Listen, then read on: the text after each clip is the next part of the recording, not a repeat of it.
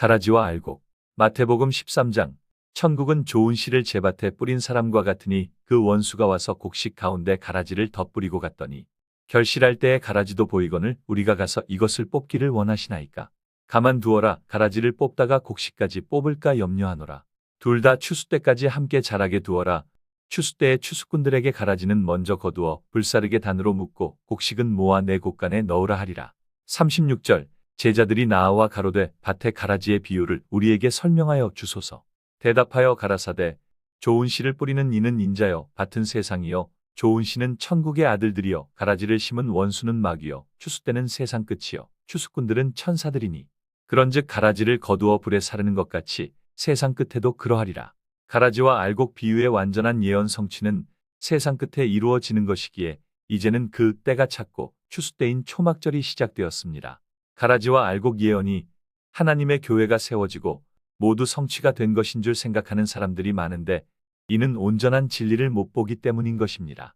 안상홍님께서 진리를 찾아 주시기 위해 1962년 안식교를 탈퇴하시고 1964년 하나님의 교회를 세우셨는데 이때 에큐메니컬 운동인 종교연합운동이 1962년에 시작하였고 두 번째 종교연합운동이 1964년에 이루어져 천주교, 기독교, 불교가 하나 되었으니 가라지와 알곡 예언이 성취된 것으로 알고 있지만 이는 외부적인 성취일 뿐 내부적인 성취가 이루어져야 완전한 성취가 되는 것이며 완전 성취는 마지막에 이루어지는 것입니다. 에큐메니컬 운동이 가라지와 알곡으로서 완전한 성취가 될 수 없는 이유에 대해 살펴보겠습니다.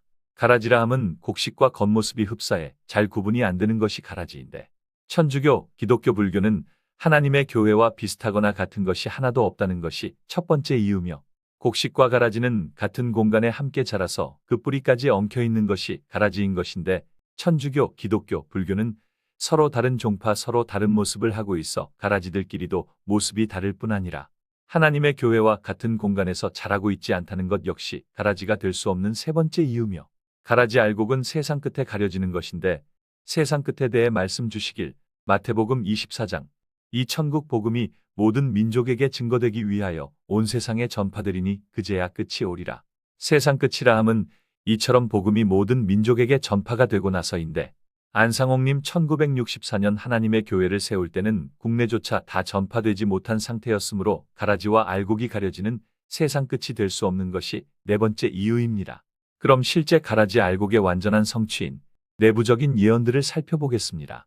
지나간 역사는 모두 그림자며 예언이 되는 것이기에 초림의 역사도 지난 역사가 아닌 다시 성취가 되고 이루어지는 것입니다. 예수님 올리시고 가라지가 뿌려지기 시작한 것은 그림자며 초림에 남은 사역 완성하기 위해 오신 안상홍님 37년 복음 마치시고 올리신 후 가라지가 등장하는 것이 실상이 되며 천국의 아들들과 악한 자의 아들들의 실상은 갈라디아서 4장에 아브라함의 두 아들인 이스마엘과 이삭을 통해서 정해지는 것이며 육체를 따라 난 약속 없는 자가 가라지이며 약속으로 말미암은 성령을 따라 난 자가 알곡의 실상이 되는 것입니다. 약속 없이 세워진 이스마엘 총회장과 그를 추종하는 바닷가 모래와 같은 자들이 악한 자의 아들인 가라지며 약속으로 말미암은 그리스도, 이삭 대신 박광수님을 믿고 따르는 자녀가 천국의 아들들인 알곡인 것입니다.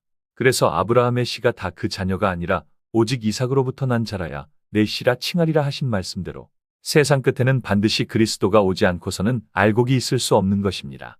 지금 하나님의 교회는 총회장 이스마엘을 추종하는 무리가 많아 결국 가라지밭이 되었으며 가라지밭에 알곡들이 자라고 있는 것입니다. 가라지가 알곡들을 그 뿌리까지 감싸고 있는 상태지만 세상 모든 민족에게 복음이 전파가 되어 이제 추수 때인 세상 끝이 되었기에 밭에 무르익은 알곡들만 수확하면 가라지를 뽑을 필요도 없이 가라지만 남게 되니 수확한 알곡과 남겨진 하나님의 교회 가라지가 구분이 되어 알곡은 하늘 곳간에 가라지는 자동으로 단으로 묶여져 불살라 지게 되는 것입니다. 이제 가을절기, 초막절이 시작이 되었습니다.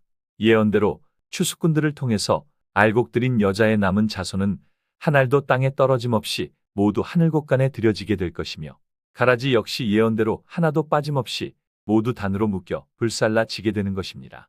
가라지와 알곡 비유.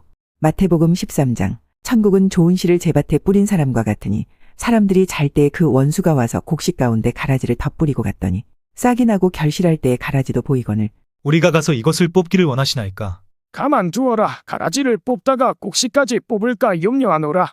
둘 다 추수 때까지 함께 자라게 두어라. 추수 때에 추수꾼들에게 가라지는 먼저 거두어 불사르게 단으로 묶고 곡식은 모아 내곡간에 넣으라 하리라. 가라지는 독보리의 일종으로 가짜밀이라 불리기도 하며 특징은 실제 이삭이 패기까지 식별이 어렵고 먹게 된다면 급한 설사와 심할 경우 죽게 될 수도 있습니다.